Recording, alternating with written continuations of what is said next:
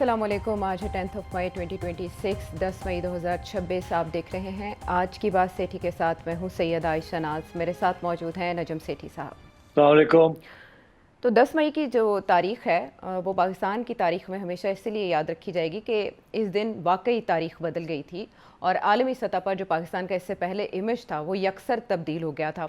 مارکہ حق کو آج 1 سال مکمل ہو گیا ہے اور اس سلسلے میں ہم دیکھ رہے ہیں کہ جی ایچ کیو راولپنڈی میں بھی ایک تقریب ہوئی شاندار اور واہگہ بارڈر پر بھی تقریب کا انعقاد کیا گیا. اسی طرح کی مختلف تقریبات اس جشن کے سلسلے میں ملک کے طول و عرض میں منعقد کی جا رہی ہیں. سیٹھی صاحب، جب 1 سال گزرتا ہے تو ہر کوئی اس بات کا حساب کتاب رکھتا ہے کہ اس 1 سال میں کیا کچھ بدلا، اس سے پہلے کیا تھا اور اس کے بعد کیا تھا. اس پہ آپ کی رائے تو ہم اکثر لیتے رہتے ہیں. تبصرہ اس پر آپریشن بنیان مرصوص پر انڈیا نے کیا کیا، D G I S P R نے جب آ کر کہا کہ now wait for our response, ہمارے آپ جواب کا انتظار کریں، تو پھر تاریخ یاد رکھتی ہے کہ ہوا کیا اس کے بعد. لیکن فیلڈ مارشل عاصم منیر صاحب نے آج جب تقریب سے خطاب کیا تو انہوں نے مختلف پہلو کور کیے. انہوں نے اس میں ہر ایشو کو ایڈریس کیا، ماضی، حال اور مستقبل کے، اور اس میں انہوں نے یہ بتایا کہ فرق کیا پڑا اس 1 سال میں. یہ جو 1 سال ہم نے گزارا، انڈیا نے جو ایڈونچر کیا پاکستان کو زیر کرنے کے لیے، اس میں اس کو الٹی یوں پڑی کہ پاکستان کا امپریشن پوری دنیا نے مانا کہ اب پاکستان انونسیبل ہے، ناقابل تسخیر قوت ہے.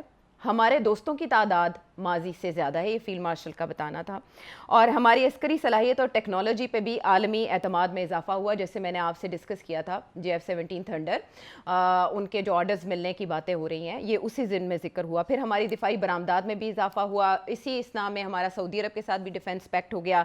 اب پاکستان کی پروفائل اس نوعیت کی ہو چکی ہے کہ پاکستان ایک سپر پاور اور دوسری طرف ایران کے درمیان مذاکرات میں بھی کردار ادا کر رہا ہے. فیلڈ مارشل کا یہ بھی بتانا تھا. اور اگر نیوکلیئر وار سے کسی نے بچایا اس دنیا کو، جو کہ ہو سکتی تھی ممکنہ طور پر، آپ بھی بتاتے رہے اپنے تجزیے میں کہ لگتا ایسے ہے کہ اب دنیا اس کنارے پہ پہنچ چکی ہے، تو انہوں نے بتایا کہ اس میں پاکستان کا کردار ہے. اس کے علاوہ جو عالمی قوتیں ہیں وہ پاکستان پر ٹرسٹ کرتی ہیں، اور یہاں تک کہ لبنان میں جو جنگ بندی ہوئی اس میں بھی پاکستان کا کردار اب دنیا مانتی ہے. سو یہ سارے وہ سنگ میل ہیں جو پاکستان نے اسی عرصے میں طے کیے، اور پچھلے سال سے لے کر اب تک پاکستان کے معاملات بالکل بدل چکے ہیں. اور اگر ماضی کے حوالے سے بھی کسی کو شک تھا تو اس مارکے نے ان کو بھی اس کا جواب دے دیا. اچھا سیٹھی صاحب، یہ سب تو ان باتوں کی تجدید ہے جو گزشتہ 1 سال سے ہو رہی ہیں، یا آپ انالیسس دے رہے ہیں کہ پاکستان ناقابل تسخیر ہو چکا ہے ایکسٹرنلی. بیرونی طور پر تو ہم اس وقت مضبوط ہیں، لیکن اندرونی طور پر ہمارے کیا حالات ہیں؟ دہشت گردی کے خلاف جنگ میں پاکستان کو کیا نقصانات اٹھانا پڑے، ذرا اس کی بات کر لیتے ہیں. میں آپ کے سامنے وہ واقعہ رکھوں گی جو اس دن کے حوالے سے کافی اہم ہے مینشن کرنا. اس کی ٹائم بنو میں ایک حادثہ ہوتا ہے، ایک واقعہ ہوتا ہے، ایک سانحہ ہوتا ہے، اور ایک چوکی کو، پولیس چوکی کو نشانہ بنایا جاتا ہے. ایک بارود سے بھری گاڑی ٹکرائی جاتی ہے چوکی سے، جس کے نتیجے میں عمارت منہدم ہوتی ہے اور ہمارے 15 جوان شہید ہو جاتے ہیں. کیا سمجھتے ہیں آپ ہمارے سیکیورٹی حالات کے تناظر میں کہ اس کی کڑیاں یا اس کے محرکات کیا ہو سکتے ہیں؟ تھینک یو عائشہ. دیکھیے، پہلے تو آئی لائک ٹو کنفرم کہ جو فیلڈ مارشل صاحب نے جو پوائنٹس ریز کیے ہیں کہ یہ ہم نے حاصل کیا ہے 1 سال کے اندر، میرا خیال ہے کوئی بھی پاکستانی، کیا کوئی بھی بندہ جو دیانتداری کے ساتھ اس چیز کو سروے کرے تو سب باتیں جو انہوں نے کہی ہیں وہ صحیح ہیں 100%. میرا خیال ہے انڈینز بھی اس بات کو تسلیم کرتے ہیں. اب یہ بہت بڑی اچیومنٹ ہے کہ آپ نے ڈیمونسٹریٹ کیا ریزالو، آپ نے ڈیمونسٹریٹ کیا ایکسپرٹیز، آپ نے ڈیمونسٹریٹ کیا ڈپلومسی. مطلب ہے کہ کوئی چیز آپ نے چھوڑی نہیں. آپ نے ملک کو ڈیفینڈ کیا، پھر اس کے بعد آپ نے انٹرنیشنل رول ادا کیا، پھر آپ نے نئے دوست بنائے، پھر آپ نے پاکستان کی ایک نئی حیثیت عوام کے سامنے ڈومیسٹک اینڈ انٹرنیشنل کھڑی کر دی. تو آئی تھنک یہ تو اس کے اوپر اور بھی باتیں ہو سکتی ہیں جو کہ اس کے فائدے ہوئے آپ کو، مگر میں سمجھتا ہوں کہ انہوں نے جو بات کہی ہے وہ بالکل صحیح بات کی. تو اس میں تو ہمیں فخر ہونا چاہیے. اب آپ آئے آگے، آپ نے جو دوسری بات چھیڑ دی جی کہ اندرونی حالات، ایکسٹرنل افیئرس تو زبردست جا رہے ہیں، جی 100 میں سے 120 نمبر مل رہے ہیں. اور ڈومیسٹکلی کیا ہو رہا ہے؟ جی آپ نے توجہ دلائی ایک ٹیررسٹ انسیڈنٹ کی طرف جو بنو میں ہوا ہے، جس کی ذمہ داری تو ابھی تک شاید کسی نے لی نہیں. وہ لے لیں گے، وہ طالبان ہی ہیں، اور کون ہو سکتا ہے؟ T T P. جی اور یا ٹی ٹی پی نہیں ہے تو خوراسان ہے. اچھا، دوسری چیز یہ کہ ये एकदम सवाल खड़ा होता है कि एक्सटर्नल सिक्योरिटी तो तकड़ी होगी, इंटरनल क्या हाल है। हम्म। आपको पता है अभी खबरें ये भी आ रही हैं कि अफगानिस्तान के अंदर काउंटर एक्शन ले रहे हैं अगेंस्ट टीटीपी और उसके जो असद साथी हैं, और अफगानिस्तान के साथ तल्लुकात हमारे ठीक नहीं है। और अभी तक ये जो एक्ट्स ऑफ टेररिज्म है ये खत्म नहीं हुए। ये कोई छोटा एक्ट नहीं है बन्नू के अंदर। हम्म। जो खबरें आ रही हैं कि 15 लोग शहीद हो गए, तो this is a big thing. हम्म। और ये प्लान्ड ऑपरेशन था, और ये ऐसे नहीं है कि जनाब कोई उठ के आ गया और कर दिया है। ये उन्होंने प्लानिंग की है कि जब आप जश्न मना रहे हैं तो उन्होंने आपको पैगाम दिया है। हम्म। तो आई थिंक इसकी सिर्फ तवज्जो देनी चाहिए, और ये भी देखना चाहिए कि क्या ये एक आइसोलेटेड इंसिडेंट है या इसके साथ कोई और चीजें भी लगी हुई हैं। जी। जब आप जश्न मना रहे हैं और दुनिया से आप तारीफें अपनी करवा रहे हैं और इतने अहम आपका रोल बन गया इंटरनेशनली, तो कौन सी ताकतें हैं जो आपको दिखाना चाहेंगी इन अ पुअर लाइट। ये कौन चाहेगा कि आपको ये इंप्रेशन आपके बारे में इस वक्त जब आप एक इंटरनेशनल इंप्रेशन देना चाह रहे हैं of consolidation and diplomacy and responsibility and reasonableness. तो ये तो एक ही मुल्क है, वो है इंडिया। हम्म। मैं बिल्कुल ये कंस्पिरेसी थ्योरीज में यकीन नहीं रखता। मैं फिर फैक्ट्स के ऊपर जाता हूँ। अभी दो फैक्ट्स जो हैं वो बड़े वाजे हैं। एक ये कि इंडिया ने फिर आपके ऊपर इल्जाम लगाने शुरू कर दिए हैं। हालांकि आखिरी जो एक्ट ऑफ टेररिज्म जो हुआ है वो हमारे मुताबिक और बेशतर लोगों के मुताबिक वो फॉल्स फ्लैग ऑपरेशन था, हम्म। और इसीलिए इंडिया को उसके ऊपर सपोर्ट नहीं मिला किसी से, जिसके बेसिस के ऊपर ये ऑपरेशन संदूर इंडिया ने लॉन्च किया है। वो फॉल्स फ्लैग ऑपरेशन था। उससे पहले भी एक फॉल्स फ्लैग ऑपरेशन हुआ था जब इंडिया ने मौका ढूंढ के, और वो चौथी सिंहपुरा के ऊपर जब लोग सिख मारे गए थे, तो वो भी इंडिया ने इस्तेमाल किया था टू अटैक पाकिस्तान। और उस वक्त भी एक अमेरिकन वाइस प्रेसिडेंट विजिट कर रहा था इंडिया को। जी। और इस वक्त भी सिचुएशन ऐसी है कि वो प्रेसिडेंट ट्रंप का अटेंशन जो है वो लेना चाह रहे हैं। हम्म। उसको चाह रहे हैं कि इधर देखें क्या हो रहा है, इधर देखें क्या हो रहा है, हमें इग्नोर ना करें, हमें इग्नोर ना करें। तो मैं समझता हूँ कि इस वजह से अब बलूचिस्तान के अंदर भी आप एक्सपेक्ट कर सकते हैं कि वहां भी कोई ना कोई इस किस्म की अटैक आएगी और इस किस्म का टेररिस्ट इंसिडेंट होगा। हम्म। तो ये मैं क्यों कहता हूँ कि वहां होगा? मैं इसलिए कहता हूँ कि इंडिया के अंदर जो हालात हैं वहां एक दो बड़ी दिलचस्प किस्म की तब्दीलियां हुई हैं। आज की खबर ये थी कि इंडिया के जो नए chief of defence security, CDS जो उनका है, जी। वहां उन्होंने एक नए रिटायर्ड लेफ्टिनेंट जनरल को लगाया है। सर्विंग लेफ्टिनेंट जनरल को नहीं लगाया है, रिटायरमेंट से एक जनरल को उठा के लेके आए हम्म। और उसको लगाया है। और वो कौन है? वो साहब हैं जिन्होंने कश्मीर के अंदर और पाकिस्तान फ्रंट के अंदर सर्व किया है, और सर्विंग के बाद वो इंडिया के national security adviser Ajit Doval के दफ्तर में काम करते रहे। तो ये अजीत दोवल साहब ने उनको अपने बंदे को निकाल के हम्म। और फिर अब head of security and defence लगवा दिया है। ये बड़ी इंटरेस्टिंग डेवलपमेंट है, बिकॉज इससे ये मतलब है कि अजीत दोवल साहब की जो डॉक्ट्रिन है ऑफेंसिव डिफेंस की, वो फुल फ्लैश चलेगी और उससे कोई रिलैक्सेशन नहीं होगी। तो इसलिए मैं ये कह रहा हूँ कि वहां जो सूरत हाल बन रही है वो यही बन रही है कि जैसे वो कहते हैं कि ऑपरेशन सिंदूर पॉज पे है, तो वो पॉज पे तो है मगर वो अपना मौका ढूंढ रहे हैं और उसकी तैयारियां कर रहे हैं। हम्म। तो मैं समझता हूँ ये जो टेररिस्ट अटैक बलूचिस्तान में हुए हैं या ये जो मन्नू में हुआ, this is all part of an Indian plan कि कोई ना कोई मौका ढूंढा जाए फिर से, और पाकिस्तान को इतनी जो हाई फ्लाइंग कर रहा है इसको फिर नीचे खींचा जाए, और दुनिया को बताया जाए कि नहीं नहीं ये तो बिल्कुल नहीं है, आप लोग किस किस का बात कर रहे हैं। और इनकी जो इस वक्त ग्लोरी है, जो लोग इनको पसंद कर रहे हैं, इसको सारा को डिमोलिश किया जाए, हम्म। और फिर ये जो सारा एरिया है इसको इन state of war ji. Declare किया जाए, ताकि ये जो पाकिस्तानी है इनको हम अंडर प्रेशर रखें। तो आई थिंक मेरा ये तजिया है कि अजीत डोवल की डॉक्ट्रिन और अग्रेसिव होगी, और इंडिया तैयारियां करेगा अपना बदला लेने की, ऑपरेशन संदूर में जो शिकस्त हुई है इनको। हम्म। सिटी साहब, आपने बड़े अहम मामले की तरफ इशारा किया कि वहाँ अब जनरल अनिल चौहान की जगह एक रिटायर्ड लेफ्टिनेंट जनरल को अपॉइंट किया गया है जिनका नाम है राजा सुब्रमणी। तो इंडिया अपनी पॉलिसी में, सिक्योरिटी पॉलिसी में बहुत डीप रूटेड चेंजेस ला रहा है, बट इसी इस्लाम में 5 जी ये चेंज अभी नहीं आ रहा।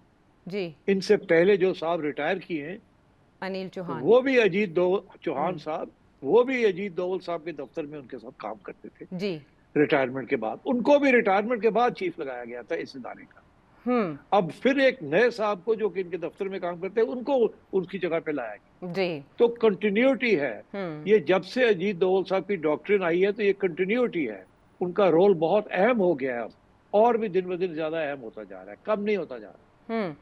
तो पाकिस्तान में तो इस तरह के इंसिडेंट्स जब हों तो आपने बताया उसके मुहर्रकात क्या होते हैं। अब जैसे बन्नू में ये इंसिडेंट हुआ तो इसमें तालिबान, टीटीपी, उनकी जानिब से ये जिम्मेदारी कबूल की जाएगी या ज़्यादा से ज़्यादा खुरासान की जानिब से। बट इंडिया में अगर कोई इंसिडेंट हो तो उसमें इंडियन आउटलेट्स ने तो फ़ौरन पाकिस्तान पे इल्ज़ाम लगाया। 5 मई को 2 वाक़यात हुए हैं जलंधर और अमृतसर में। वो मामूली नौइयत के धमाके थे, लेकिन पुलिस और फ़ौजी इंस्टॉलेशंस को टारगेट किया गया। उसके बाद फौरी तौर पर बीजेपी के आउटलेट्स ने तो पाकिस्तान पर इल्ज़ाम धर दिया, लेकिन वज़ीर आला पंजाब भगवंत मान कह रहे हैं कि ये कारिस्तानी बीजेपी की ही है। तो सेठी साहब, ये वाक़यात किस नौइयत के थे या ये क्या ज़ाहिर करते हैं? देखिए, वो जो बीजेपी कह रही है पाकिस्तान का नाम लगा रही है, जी। पंजाब की हुकूमत जो खालिस्तान के जो लोग हैं उनकी तरफ इशारा कर रही है। तो मैं ये समझता हूँ कि देखिए ना, ये छोटा इंसिडेंट नहीं था, मतलब एक दो लोग नहीं, उन्होंने अटैक किया, पुलिस को, लोगों को शहीद किया। उसके बाद जब कंटिंजेंट गई उनको रीइंफोर्स करने के लिए, तो उनके ऊपर फिर अटैक किया। तो मतलब है कि अटैक करके भाग नहीं गए, they waited for the help to come and then attack them also. तो ये इसकी प्लानिंग जो है, ये कम से कम काफी अरसे से ही प्लानिंग होती है इन चीजों की। फिर बटन दबा दिया जाता है और उसको एक्टिवेट कर दिया जाता है। एक्टिवेशन प्लानिंग इसकी पहले से हुई हुई है बहुत, और एक्टिवेशन उनकी जो है, इंडिया से सिग्नल आया होगा तो उन्होंने ये एक्टिवेशन की है ऑन द डे जब आप जश्न मना रहे हैं। तो इसलिए I think we should be careful. ये बिल्कुल पॉज ही है, इसमें बिल्कुल हकीकत है कि ऑपरेशन सिंदूर पॉज पे है। और अब मैं समझता हूँ एक और फॉल्स फ्लैग ऑपरेशन की मुझे तवक्को है कि वो ये होगा। उसकी वजह ये है कि पाकिस्तान का किसी सूरत में कोई इंटरेस्ट नहीं है, किसी किस्म का नहीं है कि इंडिया के खिलाफ कोई इस किस्म की कार्रवाई को सपोर्ट करे या होने दे। उसकी वजह यह है, इसका तो हमें नुकसान है, इसमें हमें कोई फायदा नहीं है हमें कि इंडिया को हम इस तरीके से डिस्टेबलाइज करने की कोशिश करें एट अ टाइम जब हमारी मैशत जो है वो थोड़ी सी कमजोर है इस वक्त, और इंटरनेशनली हम स्ट्रांग हैं, मगर टेररिज्म इज टेररिज्म। तो मेरा ख्याल है इंडिया इसको फुली एक्सप्लॉइट करेगा, और हमें थोड़ी सी अब तवज्जो दो तरफ देनी चाहिए। मैं समझता हूँ कि India inspired terrorism in Balochistan and in KP and in north Waziristan, south Waziristan एक तरफ, दूसरी तरफ मईशत जी। मईशत के ऊपर मैं समझता हूँ तवज्जो नहीं दी जा रही। जिस तरीके के इकदाम करने चाहिए अवाम की भलाई के लिए, मैं समझता हूँ वो नहीं हो रहे, और ज़्यादा से ज़्यादा फोकस ब्यूरोक्रेसी पे है। जिस किस्म के वो सोल्यूशंस देते हैं वो लगा देते हैं, बाद में समझ आती है कि इसके साथ तो मसला हल नहीं हुआ, अवाम और भी नाराज़ है। थोड़ी सी तवज्जो देनी चाहिए इनको डोमेस्टिक अफेयर्स के ऊपर भी, and also on this terrorism issue. In weaknesses का सहारा दुश्मन लेता है। अब सीडीएफ ने इस तरफ भी इशारा किया कि भारत जो है वो रिवायती जंग में क्योंकि हमसे हार गया है तो वो अब दहशतगर्दी का सहारा ले रहा है, और उन्होंने दोनों को मुखातिब किया है, भारत को भी और अफ़गानिस्तान को भी, और अफ़गानिस्तान से ये मुतालबा किया है कि वो फितनातुल ख़वारिज और फितनातुल हिंदुस्तान की सरपरस्ती या मदद बंद करे और दहशतगर्दी के मराकज़ भी बंद करे। सेठी साहब, हम ये बात कर रहे हैं कि हमें अलर्ट रहना चाहिए, और इंडिया की जानिब से ये बात आ रही है कि ऑपरेशन सिंदूर पॉज पे है, तो इंडियन एक्सप्रेस या दूसरे इंडियन अखबारात ये क्यों रिपोर्ट कर रहे हैं कि पिछले 3 महीनों में 2 मीटिंग्स हो गई, उनमें से एक कतर में हुई और एक किसी एशियन कैपिटल में हुई, ये ट्रैक 2 डिप्लोमेसी है, बैक चैनल राब्ते हैं, क्या ये हो भी रहे हैं या ये बस हवा में बातें हैं? आयशा, ये हो भी रहे हैं और हवा में भी बातें हैं। कैसे हो रहे हैं? देखिए, ट्रैक 2 और ये जो ट्रैक 1.5 जिसे कहते हैं, ट्रैक 2 था ना, बिल्कुल उसके अंदर रिटायर्ड लोग कम ही होते थे और अदर सिविल सोसाइटी के लोग ज्यादा होते थे, मीडिया के खसूसन। अब वो 1.5 हो गया है, जिसके अंदर बहुत से डिफेंस, रिटायर्ड डिफेंस के लोग आ गए। जी। और अगर 2, तो अगर 1 हो तो वो तो डायरेक्ट होता है ना, बिटवीन गवर्नमेंट टू गवर्नमेंट। तो अब सिचुएशन ये है कि ये अभी से नहीं है, ये कुछ अरसे से ये चीजें चल रही हैं। हमारे ट्रैक टू ये रुकता नहीं है, ये हर साल होता है। 2-3 इस किस्म के कॉन्फ्रेंसेस होती हैं। एक अच्छा। जमाने में मैं भी काफी अटेंड करता था, मगर अब मैं नहीं अटेंड करता। और बिकॉज मेरा ये ख्याल था कि ये सिर्फ ड्रामा ही है, इससे कुछ हासिल नहीं होता। उनके लोग जो हैं वो रट्टा मार के आते हैं और वही बात कहते हैं जो उनको इंडियन हुकूमत ने कही होती है, और हिलने के लिए तैयार नहीं होते, खा वो मीडिया के हों, खा वो रिटायर्ड लोग हों। और फ्रैंकली हमारी तरफ से भी कुछ ऐसे ही होता है, हम भी कुछ कंसीड करने के लिए तैयार नहीं होते। तो वो दोनों साइड्स, वो नेशनलिस्ट किस्म की मैक्सिमम पोजीशंस जो हैं जो वो ही करती हैं, कुछ इससे हासिल नहीं होता। ये अमरीकनों ने 90 की दिहाई के अंदर ये काम शुरू किया था, ट्रैक टू जिसे कहते हैं। अच्छा। मगर मगर उस वक्त थोड़ा बहुत फायदा ये था कि इतने हालात खराब नहीं थे, BJP was not in power, और दोनों तरफ से लड़ाई झगड़े भी थे, मगर फिर भी अमन की आशा भी थी। आपको याद होगा हम नवाज की शरीफ आशा। साहब की तो, जी।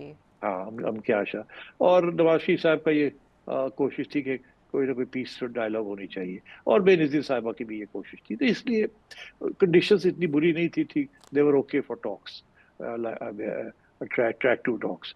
मगर अब तो ये गेम एक गेम है ये। मैं देखता हूँ कि हमारी तरफ से भी वो हार्ड लाइनर्स जाते हैं, और उनकी तरफ से भी हार्ड लाइनर्स आते हैं। वो उनकी तरफ से तो एक दो सॉफ्ट लाइनर्स है, वो भी हार्ड लाइनर्स बन गए, नाम नहीं लेता मैं। तो ये इसलिए ये यूजलेस है। मगर फिर अगर यूजलेस है तो होता क्यों है, करते क्यों है? ये इनिशिएटिव आता है इंडिया की तरफ से, और इसको फंडिंग करते हैं, यूके वाले करते हैं, स्कैंडिनेवियन कंट्रीज करती हैं, ईयू वाले करते हैं। जी। मगर उनका ज्यादा असर रसूख जो है वो इंडिया के साथ है, हमारे साथ नहीं है। बट हैविंग सेड दैट, मैं ये समझता हूं कि आजकल ये जो खबरें आ रही है इंडिया की तरफ से, पिछले 3 दिन लगातार ये खबर चल रही है कि जी बड़ी वहां मीटिंगें हो रही हैं, और बड़े प्रोग्रेस हो रही है, और अमन की बातें हो रही हैं, वगैरह वगैरह। हमारे यहाँ कोई किसी किस्म की ब्रीफिंग नहीं है, कोई किसी किस्म की ऐसी खबर नहीं है। ये सिर्फ रूटीन का मामला था, इसको रूटीन का मामला समझा जा रहा है। अच्छा। और इसीलिए इसको अहमियत नहीं दी जा रही। मगर इंडियन मीडिया जो है इसको अहमियत दे रहा है। अब मैं ये समझता हूँ कि इसके पीछे भी एक लॉजिक है। इंडियन मीडिया को कहा गया है by the national security establishment कि आप इसको चलाएं, अच्छा। कि ये अहम है, ये डायलॉग बड़ा अहम है। इससे ये सबूत मिलेगा कि हम तो अमन चाहते हैं, अच्छा। हम तो बिल्कुल पॉइंट्स डिस्कस करना चाहते हैं। This is the impression that the Indian establishment wants to convey, कि जी हम तो डायलॉग कर रहे हैं, और उससे बाद में आगे भी बढ़ रही है। कल को जब आप इनको इल्जाम इन पे लगाएंगे कि आपने फॉल्स फ्लैग किया और आपने हमला कर दिया या कुछ एक्शन लिया, तो इंडिया कहेगा यार हम तो अमन चाहते थे, हम तो आउट ऑफ द वे जाके हमने तो ये डायलॉग को प्रमोट किया था। तो इसलिए इसके ऊपर तवज्जो दी जा रही है उनकी तरफ से। इन अच्छा। सबको पता है ये खोखले डायलॉग्स हैं, इसके अंदर कुछ नहीं है। मैंने तो दर्जन के करीब ऐसे डायलॉग्स देखे, और इसलिए जाना भी बंद कर दिया। और अब जाहिर है जिस किस्म की बातें मैं करता हूँ मुझे अब इनवाइट भी नहीं करते। तो अब बात यह है कि मैं ये समझता हूँ इसके पीछे भी एक सोच है, एक लॉजिक है, part of the Ajit Doval doctrine, कि एक तरफ टॉक्स लगाई रखो ताकि अच्छा। दुनिया को बताओ कि हम तो टॉक्स कर रहे हैं, हमारे तो एग्रेसिव इंस्टिंक्ट्स है ही नहीं, हम तो चाहते हैं कि डायलॉग हो। देखिए ना, हमने वहां ये भी बात हो रही है, वो भी बात हो रही है। तो ये आई थिंक ये एक रूटीन की बात थी, मगर अब ये जो उसको प्रमोट किया जा रहा है और ये जो उसको पब्लिसाइज किया जा रहा है एट द सेम टाइम, जब टेररिज्म बढ़ रही है पाकिस्तान के अंदर, और इम्कान ये है कि इंडिया ऑपरेशन सिंदूर को रीस्टार्ट करेगा, उसके लिए एक जवाब चाहिए, उसके लिए एक माहौल बनाना है, इंटरनेशनल भी और डोमेस्टिक भी। I think this is all part of that. लेकिन इसमें इंडियन एक्सप्रेस का ये रिपोर्ट करना कि Marco Rubio, secretary of state and NSA of US, वो कैटलाइज कर रहे हैं इन दोनों के दरमियान कम्युनिकेशन को, और यहाँ तक कि ये दावे भी किए जा रहे हैं कि हमारे एनएसएस यानी इंडिया और पाकिस्तान के एनएसएस एक दूसरे के साथ एक्टिव कांटेक्ट में हैं। देखिए, NSAs تو ہمیشہ ایکٹیو کانٹیکٹ میں ہوتے ہیں اور DGMOs DGMOs بھی ہاں MOs بھی ہوتے ہیں. یہ تو سارے ہوتے ہیں. یہ تو ڈائریکٹ ہاٹ لائن ہے, یہ تو کوئی ایسی بات نہیں ہے. مگر یہ میں سمجھتا ہوں کہ یہ جو مارکو روبیو والی خبر ہے یہ غلط ہے, یہ پلانٹ کی گئی ہے. اچھا یہ مارکو روبیو والی خبر جو ہے یہ غلط ہے. یہ انہوں نے کوشش کر رہے ہیں کہ مارکو روبیو سے بھی ایک سٹیمپ لگوا لیا جائے کہ بڑی اچھی بات ہے, بڑی اچھی بات ہے, انڈیا کو شاباش, انڈیا کو شاباش. کیا بات ہے کہ پاکستان کی طرف سے کوئی ایسی فارن آفس کی بریفنگ نہیں ہے یا اسٹیبلشمنٹ کی بریفنگ نہیں ہے کہ اس کی اہمیت ہے بھی یا نہیں ہے اور یہ ہو کیا رہا ہے اس میں. تو آئی تھنک یہ اٹس انڈین انیشیٹو جس میں وہ کوشش یہ کر رہے ہیں کہ ایک دکھاوا ہے کہ ہم چاہتے ہیں. ٹھیک ہے, تو یہ ہے انالیسز ان رپورٹس کا, ان کا پوسٹ مارٹم جو انڈین میڈیا میں چھپ رہی ہیں, تاہم پاکستانی حکام کی جانب سے اس پر باقاعدہ موقف سامنے آنا باقی ہے, جس کے بعد حقیقت عیاں ہوگی کہ انڈین میڈیا کیا کرنا یا کیا بتانا چاہ رہا ہے اپنے سرکار کے کہنے پر. واپس آتے پروگرام میں ایک بریک کے بعد.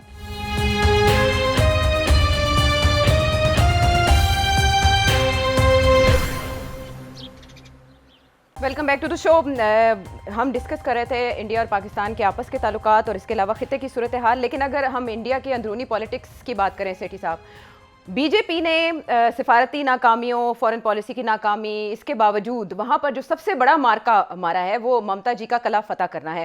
مغربی بنگال یعنی پچھم بنگال میں انہوں نے جو کیا اس کو بہت بڑے اپسیٹ سے تعبیر کیا جا رہا ہے, اور وہاں ان کے ونڈر بوائے امت شاہ نے بہت بڑا کردار ادا کیا ہے اس جیت کے اندر. جو انہوں نے ہاتھ کی کارروائیاں, دستکاری دکھائی, فنکاری دکھائی, وہ اپنی جگہ پر ہم, لیکن اتنے بڑے مارجن سے انہیں مغربی بنگال, پچھم بنگال میں یہ کامیابی کیسے مل گئی, اور اس کے جو انڈین پالیٹکس ہے اس کے فیوچر پر یا انڈین ڈیموکریسی کے فیوچر پر کیا اثرات ہوں گے؟ دیکھیے یہ جو بنگال میں جو ہوا ہے نا, اس کو اسٹڈی کرنے کی ضرورت ہے. اور بہت سے لوگ ہیں جو سمجھ رہے ہیں کہ جی بہت حیران کن, زبردست سرپرائز, شاک.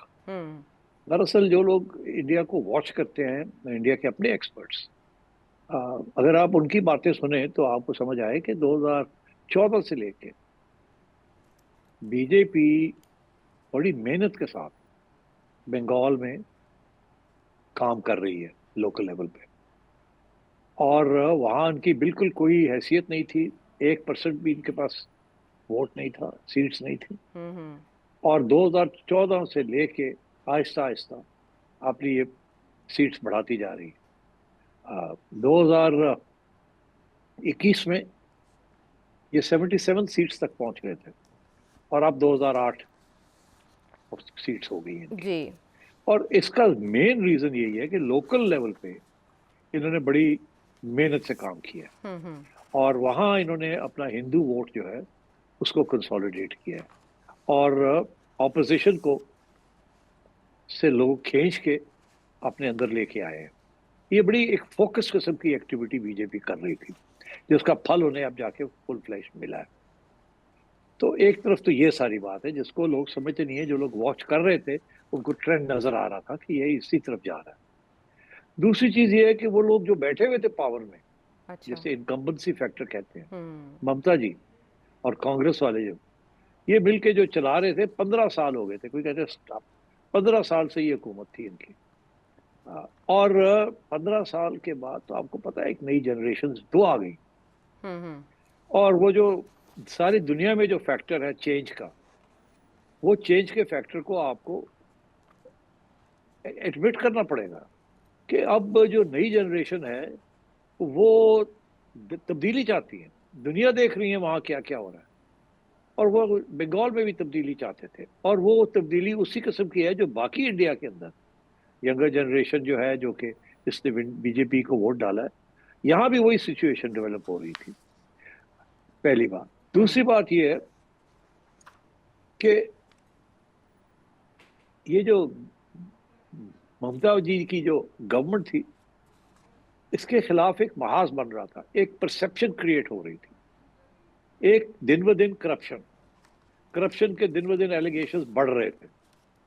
دوسرا کمیونل وائلنس, یہ اتنا کمیونل وائلنس جو کہ آپ دیکھ رہے تھے بنگال کے اندر, یہ کافی عرصے کے بعد یہ کمیونل وائلنس وہاں ہوا ہے, اور اس کی بھی ذمہ داری جو ہے انہوں نے ممتا جی کے کھاتے میں ڈال دی کہ انہوں نے گورننس ٹھیک نہیں کی. سو کرپشن, وائلنس, یہ دو امپورٹنٹ ایشوز تھے. ابھی ایک بہت بڑا وہ اسکول ریکروٹمنٹ کا اسکینڈل نکلا ہے وہاں, جس کے اوپر کافی نقصان ہوا ہے کانگریس والوں کو اور ممتا جی ترنمول کی پارٹی کو. جی. جی بالکل. کیا تو میرا خیال ہے کہ یہ ریکروٹمنٹ تھی نا اسکول کے اندر، تو اس کے اوپر یہ ایشوز بنے. ہوں. مگر اب آپ دیکھیے کہ گراس روٹس کے اوپر جو کام کیا ہے وہ کام آیا ہے. اور آخری جو ریزن ہے جس کی طرف اپوزیشن بڑی توجہ دلوا رہی ہے آپ کو، وہ یہ ہے کہ انہوں نے کوئی 91 لاکھ 1 کروڑ کے قریب جو ووٹر تھے ان کو نکال دیا ووٹنگ لسٹ میں سے، کوئی نہ کوئی ریزن دے کے، جی. جس میں سے مائنورٹی ووٹ بہت تھا. ہوں. اچھا ان کو نکال دیا. اب یہ کوئی 150 جو کہ افیکٹ ہوئی تھی، 150 سیٹس، جس میں سے جتنے لوگوں کو نکالا تھا ہوں. ان علاقوں میں سے اس سے کم سے بی جے پی ووٹ سے جیتی ہے. جی. تو اس کا یہ مطلب ہے گھپلا تو ہوا ہے نا. اگر ان کو نہ نکالتے تو پھر مسئلہ بن جاتا. اب ہوں. 150 میں سے 99 ایسی سیٹس ہیں جہاں بی جے پی جیتی ہے، اور مارجن جو ہے وہاں یہ وہی علاقے ہیں جہاں ووٹ کو نکالا گیا بیچ میں سے. تو یہ بہت سگنیفیکنٹ فیکٹر ہے. یہ ووٹر ڈی لمیٹیشن جو کی ہے، یا جیری مینڈرنگ کی ہے، یا ریویژن کی ووٹر ہے. لسٹ میں سے ہوں. جی ہاں ریویژنس کی ہیں، یہ بڑا فرق پڑ گیا ہے. کوئی مطلب ہے کہ 100 سیٹوں کا فرق پڑ گیا ہے اس کے ساتھ. جی. تو اگر یہ، تو میں سمجھتا ہوں یہ ایک بہت بڑا فیکٹر تھا. ہوں. باقی فیکٹر اپنی جگہ پہ تھے. آپ سمجھیے کہ انگریزی کے میتھمیٹکس جب آپ پڑھتے ہیں حساب کے ہائی لیول پہ، تو وہاں وہ کہتے ہیں کہ کچھ چیز کی نیسیسری کنڈیشن ہوتی ہے ہوں. اور کوئی چیز سفیشینٹ کنڈیشن ہوتی ہے. نیسیسری کنڈیشن وہ ہوتی ہے جو کہ ضروری ہوتی ہے، اس کے بغیر آگے بات نہیں بنتی. مگر کیا اس کے ساتھ پوری بات بنتی ہے؟ نہیں.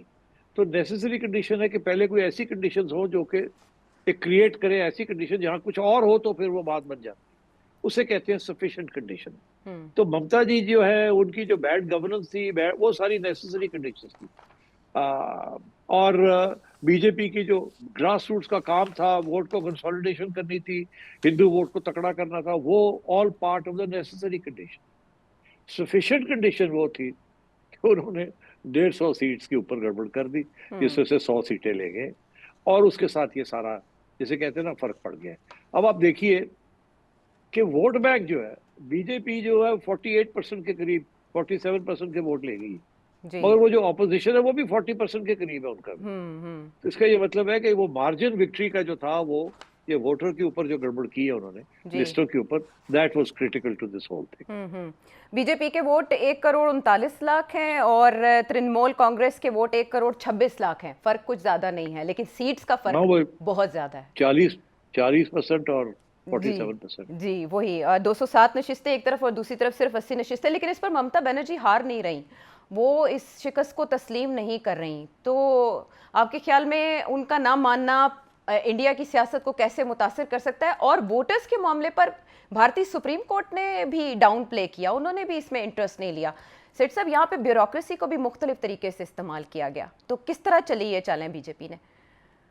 دیکھیے انڈیا کے اندر بیوروکریسی پولیٹیسائز ہو چکی ہے اور جوڈیشری ہتھیار گرا چکی ہے. وہاں کی بھی بیوروکریسی اور جوڈیشری بی جے پی کی ہے. وہاں بی جے پی کو ریزسٹ کرنا مشکل ہو گیا. وہاں تو میڈیا بھی بہت پرو بی جے پی. اس لیے میں سمجھتا ہوں کہ ساری کنڈیشنز تو نریندر مودی کے حق میں تھی. اس لیے آپ یہ توقع نہ کریں کہ ممتا بنرجی کو کچھ جوڈیشری سے کچھ سہولت ملے گی یا ریلیف ملے گی. اور اگر زیادہ انہوں نے شور شرابہ کیا تو وائلنس بھی ہو سکتا ہے، لڑائی جھگڑے ہو سکتے ہیں، بیکاز ان کے بھی سپورٹ بیس جو ہے بڑا تکڑا ہے اور اگریسو ہے. تو ابھی دیکھتے چلیں وہاں بنگال میں کیا ہوتا ہے. تو سٹی صاحب 1 پارٹی ڈومیننٹ سسٹم سمجھے ہم اب بھارت پہ قابض ہو چکا، اور کسی اور پارٹی کی، علاقائی پارٹی کی کوئی گنجائش آئندہ نہیں رہے گی جہاں جہاں اب کانگریس موجود ہے یا دیگر پارٹیز موجود ہیں؟ دیکھیے 28 یونین یا 28 پروونسز ہیں نا، جی. یا اسٹیٹس ہیں، جی. اس میں سے 20 میں تو اب be J P direct role کر رہی ہے. تو میرا خیال ہے اب یہ آپ سمجھیں کہ کچھ عرصے سے یہ 1 پارٹی اسٹیٹ بن رہی تھی، اب تو اس الیکشن کے بعد تو اور بھی مضبوط ہو گئی ہے. اور نریندر مودی صاحب کو اور بی جے پی کو ریزسٹ کرنا بہت مشکل ہو جائے گا. कांग्रेस का बहुत बड़ा फेलियर है, बहुत बड़ा, कि उन्होंने बिल्कुल मैदान जो है उसमें कोई इम्पैक्ट नहीं, अपना इम्पैक्ट नहीं क्रिएट किया, और बीजेपी जो है वो स्ट्रेंथ टू स्ट्रेंथ जा रही है। इसलिए अब वो, मेरे ख्याल अमित शाह साहब हैं जो कह रहे हैं कि नरेंद्र मोदी साहब तो 2040 तक प्राइम मिनिस्टर रहेंगे या इंडिया को रूल करेंगे। इसका मतलब है कि वो 90 साल के हो जाएंगे फिर भी प्राइम मिनिस्टर होंगे। तो, नाउ तो तो हमने तो सुना था कि उनकी छाती जो है 56 इंच की छाती है, जी तो छाती तो कम नहीं होगी। और जहन जो है वो मेरा ख्याल है 90 तक एक्टिव रहेगा। तो जी बस फिर आप समझे कि इंडिया जो है, ये इंडिया वो इंडिया नहीं है जो इंडिया बना था हम्म पार्टीशन के बाद। ये वो नेहरू का इंडिया नहीं है, ये नरेंद्र मोदी का इंडिया है। ये हम्म प्लूरल इंडिया नहीं है, ये सेकुलर इंडिया नहीं है, ये हिंदू इंडिया है। और अभी आप देखें, कल के प्रोग्राम में मैं जिक्र कर रहा था कि अमेरिका में is not a Christian state, ji UK is a Christian state, India is not a Hindu state officially. हम्म मगर मैं ये प्रिडिक्ट करता हूँ कि किसी न किसी स्टेज पे नरेंद्र मोदी साहब स्टेट रिलीजन भी डिक्लेयर कर देंगे, हम्म हिंदुइज्म इज स्टेट रिलीजन। ये भी मेरी पेशन गोई है। लेट्स गो, आप देखते चले आगे क्या होता है। सिट साहब, इस पर डिस्कस हो रहा है कि यकसा सिविल कोड नाफिज करने जा रही है बीजेपी हुकूमत। ये कोशिश कर रही है कि हर मजहब का अलग अलग कोड होने के बजाय एक ही कानून का इतलाक सब पर हो, जिसकी वजह से अकलियतें वहाँ बहुत परेशान है, जिस तरफ आप इशारा कर रहे हैं। इसके अलावा इंतखाबी हल्का बंदियों में भी चेंज बीजेपी करना चाह रही है, और कौमी और रियासती इंतखाबात एक साथ कराने का भी जो तजवीज़ है वो भी ज़ेर गौर है। बट आपकी एक और प्रिडिक्शन 2029 के हवाले से आपने कुछ प्रिडिक्ट कर रखा है बीजेपी के बारे में कि बीजेपी 2029 के इंतखाबात में क्या नताइज ला सकती है। इस कामयाबी के बाद क्या समझते हैं आप? नहीं, मैंने कहा था कि ये नरेंद्र मोदी साहब ने ये जंग हारी है, जी और इसके बाद मैंने मेरा ये तजिया था कि मुश्किल हो जाएगा आ, आ, जयशंकर साहब को और इनको कंटिन्यू करना आफ्टर द नेक्स्ट इलेक्शन। मगर यहाँ तो ऐसे लग रहा है कि अभी इंडिया के हिंदू मेजोरिटी जो है वो और भी डिटर्मिन्ड है। हम्म मगर मैं फिर एक बात कहूंगा कि अगर एक और जंग हो गई पाकिस्तान और इंडिया के दरमियान, और अगर उस जंग का भी तासुर यही हुआ कि इंडिया जो है वो जीता नहीं, हार गया। देखिए, ये बड़ी इंपॉर्टेंट डेवलपमेंट है। अमेरिका अगर जंग जीता नहीं है तो लोग कहते हैं वो हार गया है। ईरान अगर जंग हारता नहीं है तो लोग कहते हैं वो जीत गया है। हम्म यहाँ भी वही सिचुएशन, अगर इंडिया जंग जीतेगा नहीं तो उसे लोग कहेंगे हार गया है। तो बड़ी ज़बरदस्त थी। ये नरेंद्र मोदी साहब को भी याद रखना चाहिए। ये एक राउंड में तो वो हार गए, मगर और आधा इंडिया यकीन करता कि हार गए हैं, जी मगर बाकी इंडिया अभी यकीन नहीं करता, बिकॉज प्रोपेगेंडा बहुत सख्त है। हम्म हाँ, और अगला राउंड अगर होगा तो फिर we have to wait and सी कि उस राउंड में क्या होता है। ये एक और बहुत अहम पहलू है सारे मामले का। भारत स्टेट पावर देखी हमने, मीडिया का किरदार देखा, नेशनल आइडेंटिटी का रोल देखा इन इलेक्शंस में, और उसके बाद मगरबी बंगाल के हालात सबके सामने हैं। वहाँ के मीडिया में सबसे ज़्यादा ये इलेक्शन डिस्कस हो रहा है कि ये इंडियन डेमोक्रेसी की डायरेक्शन पर एक रेफरेंडम है। आने वाले हालात क्या होंगे, सेठी साहब के एनालिसिस से आपने जाना। प्रोग्राम में वापस आते हैं ब्रेक के बाद।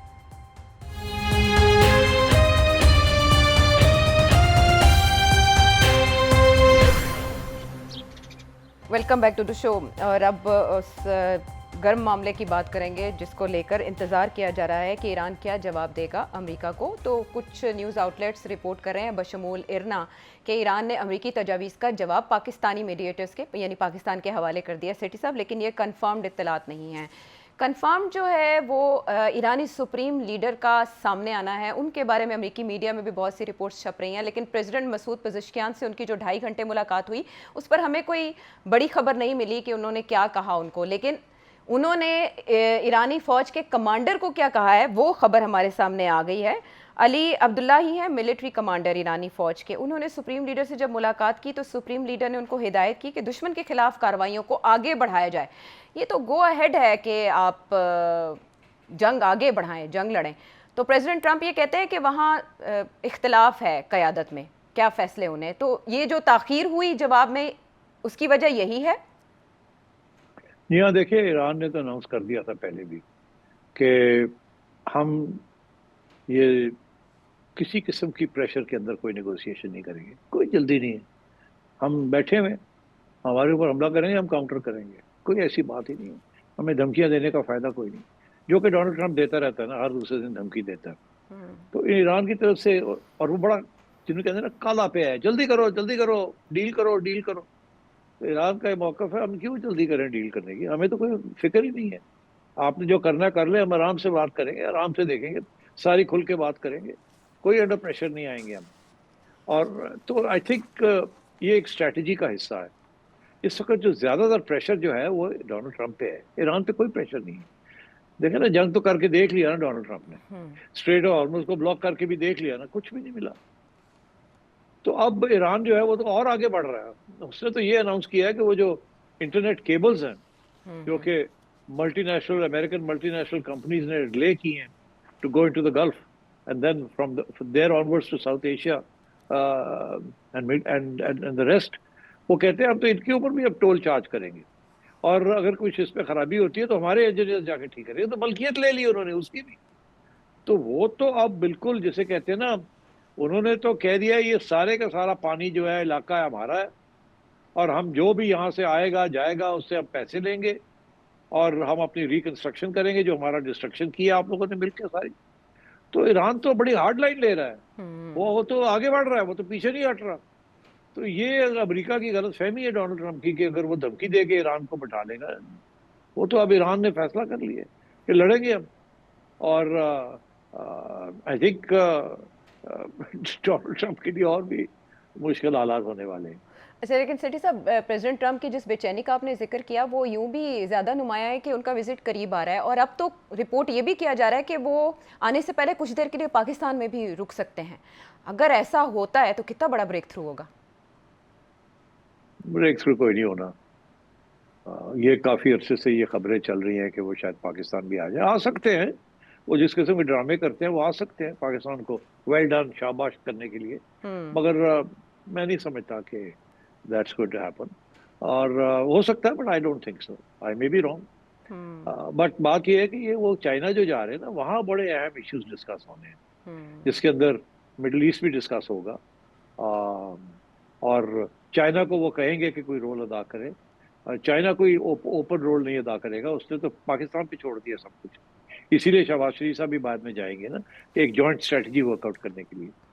اور چائنا نے بالکل کوئی کسی قسم کی دھمکی نہیں لینی امریکہ سے کہ آپ کے سیٹلائٹس جو ہیں وہ کیوں انفارمیشن دے رہے ہیں ایران کو یا نہیں دے رہے. یہ وہ نہیں، چائنا نے اپنی بات کرنی ہے تائیوان کے بارے میں بھی، اور باقی باتیں جو ڈونلڈ ٹرمپ کی ہیں اس کو وہ کاؤنٹر کریں گے. تو آئی تھنک یہ ڈونلڈ ٹرمپ کی چائنا ٹرپ جو ہے will be a failure from American point of view. Right. ایسے میں قطر بھی تیزی سے اپنے رابطے اسٹیبلش کر رہا ہے اور امریکی قیادت وہاں بھی ملاقاتیں کر رہی ہے. جیریڈ کشنر ہے، مارکو روبیو ہیں، اس سے پہلے جے ڈی وینس قطری قیادت سے ملاقاتیں کر رہے ہیں. دوسری طرف وزیر اعظم شہباز شریف بھی ان کے ساتھ ٹیلی فونک رابطے میں ہیں. ہم شامل کریں گے شکارپور سے ریاض کا سوال. پاکستان کی معیشت ہمیشہ خراب کیوں ہوتی ہے؟ ہر دور حکومت میں ریکور نہیں کرتی، اور کوئی کسی بھی حکومت میں اس کی ریکوری صحیح نہیں ہوتی. اس کی کیا وجہ ہے؟ ہمیشہ پاکستان مانگ تانگ کے قرضے لے کر ملک چلواتا ہے، حالانکہ ہمارے پڑوس میں بنگلہ دیش، انڈیا، انڈونیشیا، ان کی معیشت مضبوط ہو رہی ہے، ہماری کمزور کیوں ہو رہی ہے؟ حالانکہ کئی فائنانس منسٹرز آئے، کئی پرائم منسٹرز آئے، لیکن اس کی اصل وجہ کیا ہے کہ ریکور کیوں نہیں کر رہی، اور ہماری معیشت اور ہمارا ملک ترقی کیوں نہیں کر رہا؟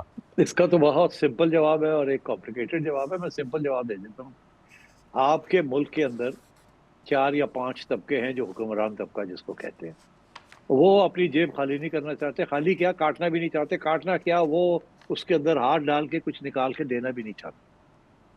اور وہ 5 طبقے جو ہیں ان کا ذکر میں نے بہت دفعہ کیا ہے. وہ سارا آپ کا جزیرہ جو ہے، آپ کا خزانہ جو ہے وہ لے کے بیٹھے ہیں. ہمیشہ ریفارم کی بات کرتے ہیں مگر عوام کے لیے کچھ نہیں کرتے. اور اگر عوام کے لیے بھی کچھ کریں گے تو معیشت کیسے بڑھے گی؟ کہ اگر سارا کھائی جائیں گے، انویسٹ نہیں کریں گے، باہر پیسے لے جائیں گے تو کیسے ہوگا؟ ابھی آپ کو پہلے ہم سنتے تھے سوئٹزرلینڈ کی بات آتی تھی، اب آتی ہے دبئی کی بات کہ جناب کتنے 17,000 پاکستانی جو ہیں وہ انہوں نے وہاں پراپرٹیز خریدی ہوئی ہیں وغیرہ وغیرہ وغیرہ. تو اب آپ سوچئے یہ سارا پیسہ آپ کا پاکستان میں کیوں نہیں لگتا؟ کہاں باہر کیوں لگتا ہے؟ یہاں سے وہ پرانے زمانے میں ہم نے سنتے تھے کہ وہ ایسٹ انڈیا کمپنی جو تھی یا برطانیہ کی سامراج جو تھے وہ یہاں سے پیسہ نکال کے لے جاتے تھے اپنے ملکوں میں، جس سے کہتے تھے ایکسٹریکشن، کلونیل ایکسٹریکشن. اب ہمارے اپنے لوگ جو ہے یہی کرتے ہیں, they don't believe in your country. تو اس لیے حکمران جو ہیں وہی آتے ہیں وہی جاتے ہیں, وہی لوگ ہیں جو کچھ شکلیں بدل جاتی ہیں, فلسفے وہی رہتے ہیں. جو آتا ہے وہ اپنی جیب بھرنا چاہتا ہے, عوام کے لیے کچھ نہیں ہوتا. اور ترقی اس لیے نہیں ہوتی کیونکہ کھا جاتے ہیں سارا کچھ, انویسٹمنٹ کوئی نہیں ہوتی, کھا جاتے ہیں. تو اب بات یہ ہے کہ یہ تو اس کا کوئی حل تو ہے نہیں. یا تو ہوتا نا کہ جی وہ پنجابی یہ کر رہے ہوتے اور پشتون ایسے نہ کر رہے ہوتے اور سندھی ایسے نہ. حکمران طبقہ ساری نیشنلٹی سے ہے. اسلامی جماعتیں جو ہیں ان کا حال آپ نے دیکھ ہی لیا. تو یہ بات یہ ہے کہ یہ ڈپینڈ کرتا ہے آپ کے حکمران طبقے کی. اب حکمران طبقے ساؤتھ کوریا, وہاں بھی ڈیولپمنٹ ہوئی ہے. انڈیا میں دیکھ لیں, وہاں بھی ڈیولپمنٹ ہو رہی ہے. مگر آپ نے کبھی وہاں حکمران طبقے کی نہیں سنا ہوگا, آپ نے کاروباری لوگوں کا سنا ہوگا, آپ نے کوئی اسٹیبلشمنٹ کا نہیں سنا ہوگا, آپ نے ڈیپ اسٹیٹ کا نہیں سنا ہوگا, آپ نے بیوروکریسی کا نہیں سنا ہوگا. آپ کو پتا وہاں کی بیوروکریسی کتنے گھروں میں رہتی ہے اور کون سی گاڑیاں چلاتی ہے, اور آپ کے جو ہیں وہ کتنی کون سی گاڑیاں چلاتے ہیں, کس گھروں میں رہتے ہیں. تو عوامی شعور حقیقت سے بھی یہی ہے. نہیں بدلے گا, عوامی شعور سے بھی نہیں بدلے گا کچھ. عوامی شعور کیا, عوام کے بیچارے عوام کے لیے جو آپشنز آپ کے سامنے ہیں, ایک طرف پیپل پارٹی ہے, ایک طرف پی ٹی آئی ہے, اور ایک طرف نون لیگ ہے. اور کون کیا ان کے پاس؟ اور اگر کوئی ایک دو نئی پارٹیز آتی ہیں تو وہ بھی انہی پارٹی کا حصہ ہے. وہی لوگ انہی اندر تھے, باہر آ گئے, آپس میں کوئی پرابلمز ہوئے تو آگے. ان کے پاس بھی کوئی انقلابی فارمولہ نہیں ہے عوام کے لیے اور گروتھ کے لیے. یہ ایک پورا ایک سسٹم بنا ہوا ہے, نہیں چھوڑتے یہ جان آپ کی. ایلیٹ تو کیپچر. ترقی کیسے ہوگی؟ ترقی, ہاں اب یہ ایک کلیشے بن گئی ہے نا, ایلیٹ کیپچر. ارے بھائی ایلیٹ کیپچر بڑی ریئل چیز ہے. اسی کے اوپر تو وہ ساری دنیا آپ کو کہتی ہے کہ کیک یہ سائز ہے کیک کا, جی کیک بڑا نہیں ہو رہا, ٹھیک. کیک اتنے کا اتنا ہی ہے, تھوڑا چھوٹا بھی ہو رہا ہے. تو وہ جو کھانے والے ہیں وہ کھانے کو پڑے ہوئے ہیں, مجھے اور دو, مجھے اور دو, میرا حصہ تھوڑا ہو گیا ہے. تو وہ کیک تو بڑھ نہیں رہا ہے, وہ کھا کے اور باہر لے جاتے ہیں. دبئی کا کیک بڑھا دیتے ہیں, یو کے کا کیک بڑھا دیتے ہیں, امریکہ کا کیک بڑھا دیتے ہیں. وہ بیچارے پاکستانی جو باہر بیٹھ کے کام کرتے ہیں اور آپ کو پیسے بھیجتے ہیں, وہ چلا رہے ہیں اس ملک کو. ٹھیک. وہ اگر پیسے نہ بھیجیں تو یہ کیک جو اتنا سا کیک ہے یہ اتنا رہ جائے گا, بینکرپسی ہو جائے گی آپ کی. مگر بات یہ ہے کہ عوام کے لیے یہاں کچھ نہیں ہے. اب آپ دیکھیے نا کہ 2%, 1.5%, 3% گروتھ ریٹ, یہ جی کوئی طریقہ ہے؟ جی آپ کی تو پاپولیشن گروتھ ریٹ جو ہے وہ 2.5-3% کے قریب ہے حقیقی طور پہ. وہ جی. دکھاتے ہیں کہ جی 2 پوائنٹ سم تھنگ ہے, مگر ایکچولی اٹس مچ مور. اس لیے بے روزگاری جو ہے وہ کہتے ہیں جی اتنی percent in employment, actually it's much more. پھر وہ کہتے ہیں پاورٹی لائن کہتے ہیں کہ غربت جہاں سے شروع ہوتی ہے اور کم ہوتی ہے. جی. ایک زمانہ تھا 25 سال پہلے ہمیں کہتے تھے کہ 15% لوگ غریب ہیں پاکستان, پھر کہنے لگے 20 ہے, پھر کہنے لگے 25 ہے, مشرف کے زمانے میں 26%, 30 ہو گئے, اب 40% ہے. تو یہ کوئی طریقہ ہے؟ قصہ مختصر سیٹھی صاحب کی طرف سے جواب ہے. آپ سب کا بہت شکریہ, آپ نے سوال بھیجے یا پروگرام دیکھا. اگلے پروگرام تک کے لیے اجازت دیں.